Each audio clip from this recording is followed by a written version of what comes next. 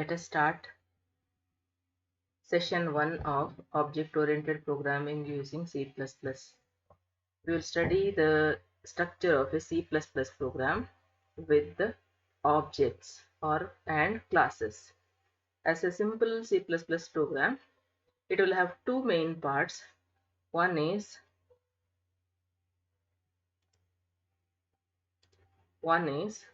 class definition, and this much portion is class definition. Okay, so here class definition will have two parts. One is private section, and then one is public section. In private section we declare the data members.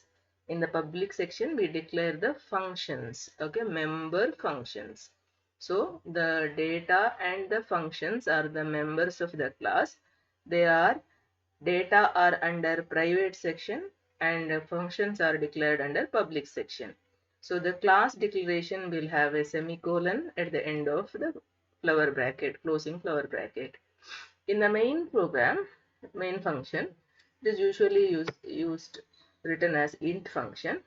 We declare an object with respect to the class name. Okay, so and we can call all these methods or functions with respect to the object. Suppose s1 is an object, we call s1 is an object, and add is a function.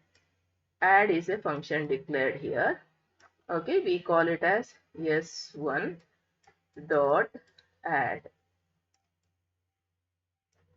So this is a simple C++ program with the classes. Okay, now let us see a scope resolution operator. What is a scope resolution operator? Double colon is called as a scope resolution operator. We can see here double colon is called as scope resolution operator. Here also, if the functions are defined outside the class, we know this much portion is class. Okay, only the functions are declared inside the public section of the class, and they are suppose the function is very lengthy. Okay, in such cases we just declare it inside the class, and we list. Declaring means we list all the available or all the required functions here, and we define each one of them, what is the work of each function outside the class declaration. In such cases we must tell the function belongs to which class. So that is called as scope resolution operator. Function 1 depends to the, or it depends on the, it is the member of the class 1. Suppose we have some 3 or 4 classes in the same program. In that case, function 1 belongs to class 1, function 2 belongs to class 2, function x belongs to class b. Like this we have to clearly specify using scope resolution operator. Otherwise the main function or the main program remains as it is. Let us study a simple C++ program with a class and the main function. Okay, we have a sample class here. C++ is like C, it is case sensitive.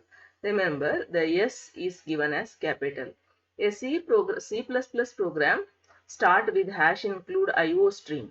As we all know, in C program it is stdio.h, hash include stdio.h.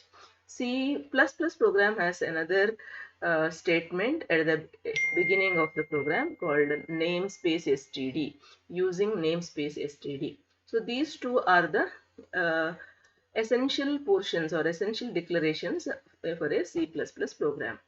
So here in the private section we have declared two data members n1 and n2, and in the public section we have written one function to input the data, that we named as getData. We are not using scope resolution operator here. Class has started here, you can note down, class has started here, and I will show you where the class ends.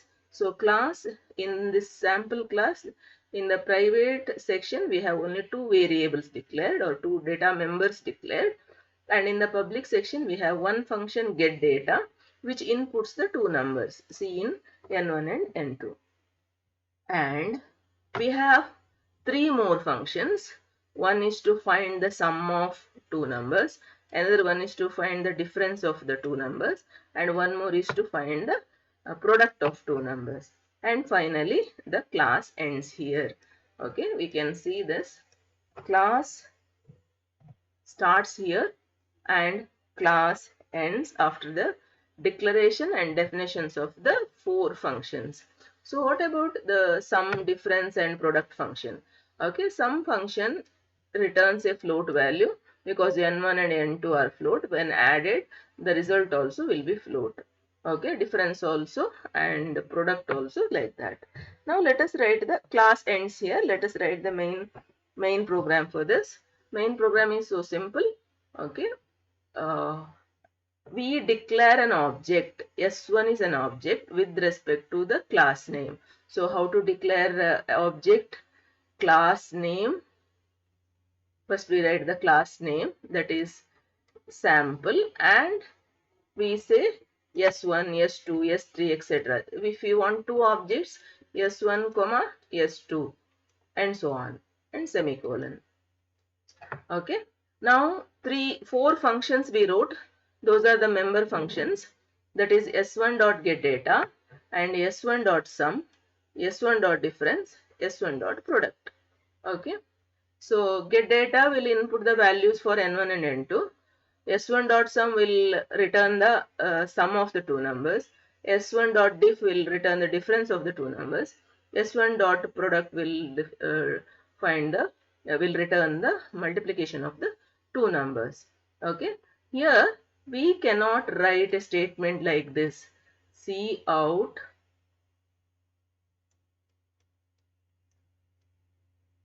S1 dot N1 because we cannot directly handle the variable name n1 or n2 from the main program. We have to write appropriate functions to use them in the main program. Through the functions only we can send the or we can deal with the data members of the class because they are private. All these functions we can call in the main program with respect to object name. We can call in the main program because they are all declared in the public section. If we have declared an n3 in the public section, we can call it here. Okay, if we have declared any variable name in the public section, we can use it here in the main program. This is a simple C++ program, and in the next class we will see an example for C++ program, another example for C++ program.